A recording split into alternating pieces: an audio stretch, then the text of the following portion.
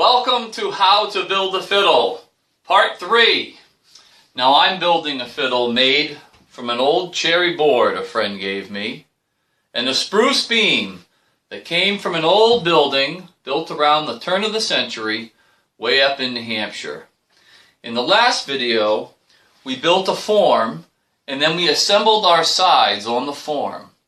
Now we have one thing left to do to complete our garland before we can lay it aside and we can work on our top and our back. And that last thing is to install the linings. The lining is a doubler that reinforces the edge of the garland, stiffens it up, and gives a much larger gluing surface for the top and back. The materials for your linings are not hypercritical. You can use spruce, basswood, beech, willow. Many of the old masters used willow. In fact, a friend of mine gave me some willow after a nice storm blew down a big branch from his neighbor's tree. I've cut up some basswood for the linings for this fiddle. So you can be creative here. Your dimensions are going to be about 2.5 millimeters thick by 7 millimeters tall, or that translates into 7/32 by 5/16. This brings up an interesting discussion regarding installing the linings. For this fiddle, I'm going to cut my linings to fit the corner blocks, and then I'm going to bend them to fit the curves. The traditional way is to cut a mortise in the corner block and install the lining that way. But from all I've read, there is no real advantage to it. Feel free to argue about that one, but this is my fiddle, and that's the way I'm doing my linings. So you got to get out your steaming iron here, your bending iron, wet your linings, and start working on your curves.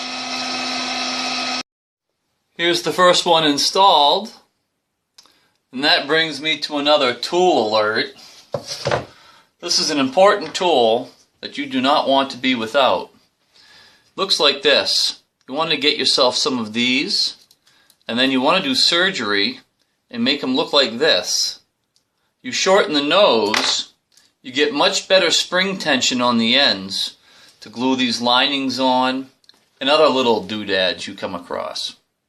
Now I'm going to glue up my linings. One little tip, the glue will start to thicken up after a while. Feel free to throw a few extra drops of water in it, stir it around so it looks the way you like. And when you put your linings in, install them just a hair proud or just a hair taller than the top of the sides.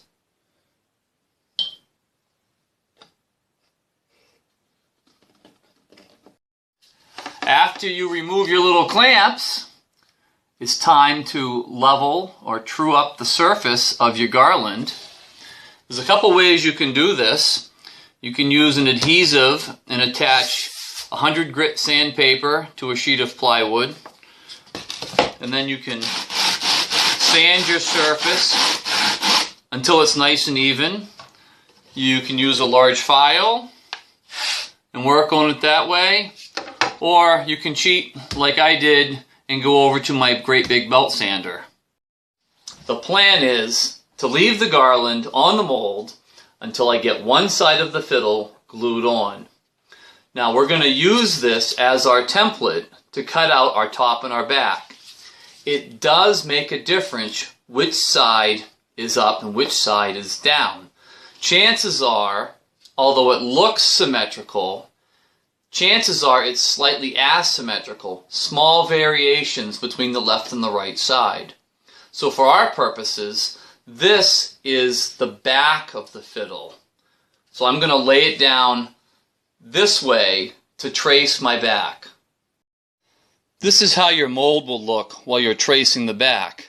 But since I've already cut out my back, let me flip it over and let's trace the top. There's a special tool that luthiers use to trace out the fiddle. and it looks like this. You might want to get your hands on one of these. Now this little washer happens to have 3mm sides, and it's perfect for tracing a fiddle. And this is how this specialized tool works. Insert pencil into the center hole, and the tool automatically follows the contour of the fiddle. No batteries required. Now is a good time to mark your points. I make a mark 1 inch up from the bottom. I'm going to use that as a pivot point, and we'll put the ruler on that point and on the outside of my points. Same on this side. And then we'll do it from the top. That will be our pivot point up there, from the top to this point. And from the top to this point. Then I extend my lines slightly. Next, I'm going to remove these shaded areas, and then I'm going to cut this the way I did in the first video. Now your piece should look something like this. This angle I cut was about 9.5 degrees. And if you couldn't cut that angle, don't worry about it. You'll just have a little bit more wood to carve than the rest of us. The next step is to thickness our piece close to the desired finish thickness or arch height of our plate. This is a Strad poster. You can order them online from the UK, strad.com. And this is the pattern I'm using for my fiddle. And we're looking for the height of the arch. The back of the poster has all kinds of interesting and pertinent information for carving your fiddle. And this is where I got my arch height from. The arch height on that Guarneri pattern is 12mm. We're going to plan on a finished edge thickness of 3.5mm like on this fiddle. So that means we're going to begin with 4mm. So 4 plus 12 is 16. So I'm going to thickness my piece to a hair over 16mm. And to thickness the top or the back, I'm going to use my trusty plane here at the workstation. But how am I going to measure this? I have two ways available. One, I bought this digital lumber thickness gauge online for $25. It is stunningly accurate and it works really well. Another tool I bought online was this beautiful used Federal thickness caliper. It has jeweled movement and it is just gorgeous. I paid $67 for it. Let's take a look, see what we got. 16.1. Well, that's pretty close. You do have a fair amount of leeway in your arch height of your fiddle. The old masters' arch heights varied 1.5mm either side of the 16mm height we're shooting for. And the arch isn't just there for good looks. It's structural. Picture the arch of a bridge over a body of water. Now the arch allows the engineer to use a thinner material to bridge that gap, because the taller the arch, the more weight it can support, or the stronger it is. The lower the arch, the weaker it is. The same with your fiddle. When I carve a top out of cedar, it's not quite as strong as the spruce. So I'll raise the arch a little bit to make up for the difference. It also affects tone, and then the arch allows for the violin to breathe. It expands and contracts slightly with changes in moisture in the air. Now let's get both plates cut down to size. And remember, while you're cutting, cut proud of the line, then file or sand right up to the line for accuracy.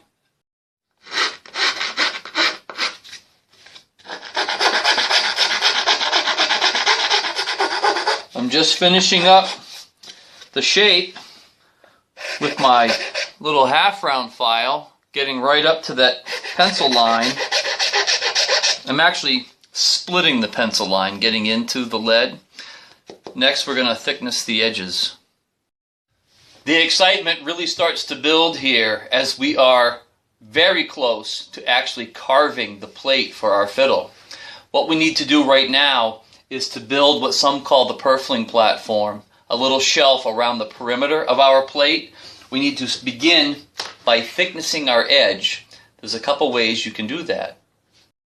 I'm thicknessing my plate to 4 millimeters right now. You can go as much as 5 if you'd like. This is a good tool for thicknessing your plate. Number 2 pencil on its edge, strike a line around the plate like that. That's going to give you a line about 3.5 millimeters up from the flat surface. A simple way to thickness the edge is to simply use a gouge and work your way down to the pencil line. In our case, we would want to leave all of that lead there so we have a 4 millimeter edge. You can also use a router table or the poor man's version right here. An old router, a couple of wood blocks cut to fit the shape, and I'm using this router bit from the back side.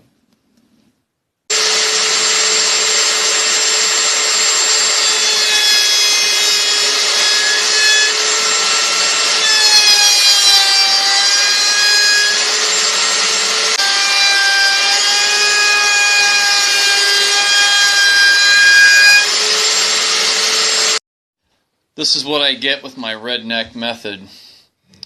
See the pencil line? It's the right thickness. It's time to have a serious tool discussion now.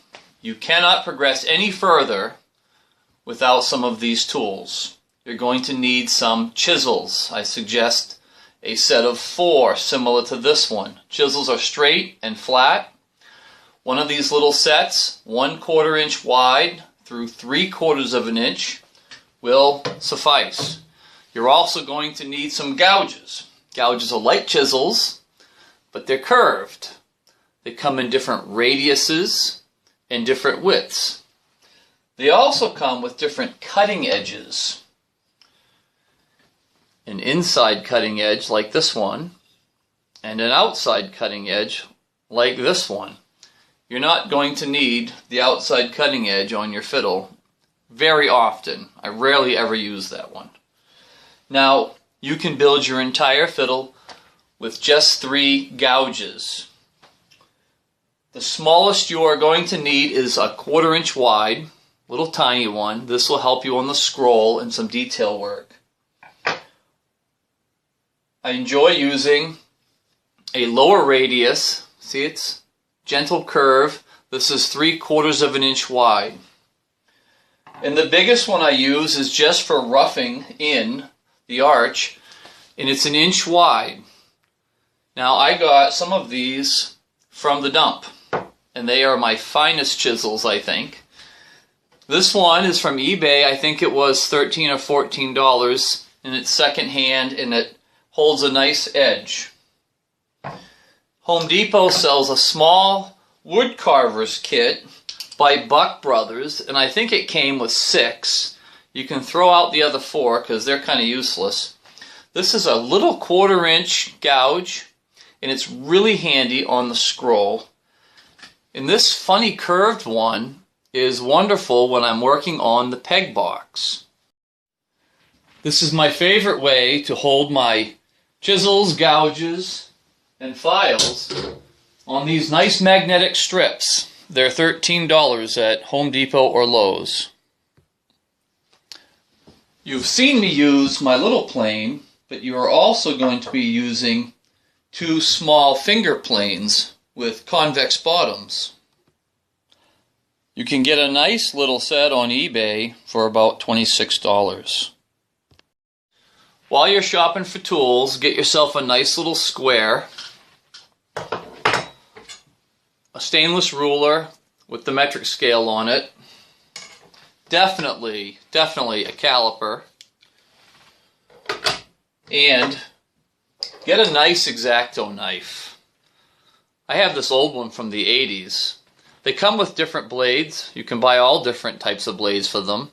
This is my favorite. I use this blade for cutting the F-holes. And when you get them, get yourself some extra blades because you want these things razor sharp. Let's talk about carving jigs. This is something I made obviously out of whatever was on hand at the time. I set it down here in my vise. It has two rails on the top and holds my fiddle plate in place while I carve. My second one I call my carving workstation. It's made out of a piece of scrap birch plywood. It has a rail on the front edge, which prevents it from sliding away from me as I have it on the work table. I can put my piece to carve on here and butt it up against the far side, and I'm able to work on my piece safely without it slipping away from me. And I can do this inside, even in the dining room, without wrecking the furniture. You need some templates of the curves you plan on carving for your fiddle. You can make them out of cardstock paper like this one, and they do very well, just have to be careful with them. I've made some out of 1/16 inch birch plywood, and they're more durable. The first curve we're going to carve is the long arch. I think it's the most important one.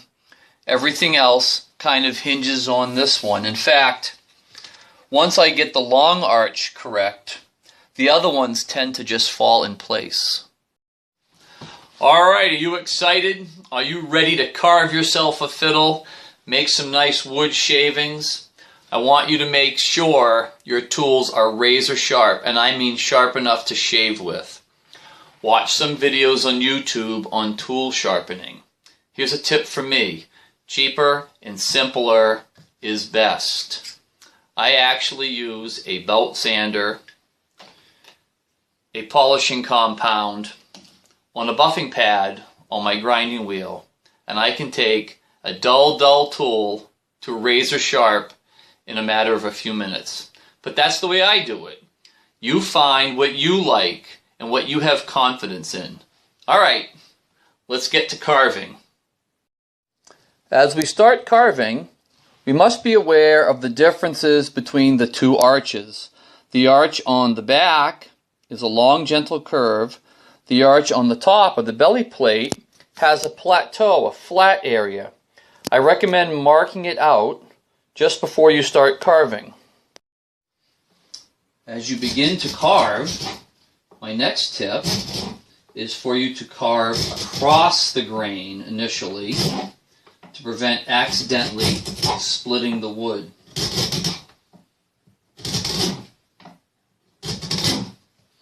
This is the most fun part of the whole project, I think. Well, that's it for part 3. Your homework is to get your two plates roughed in, and I'll see you back here for part 4. This was once a scrap piece of oak and was headed out to the dump.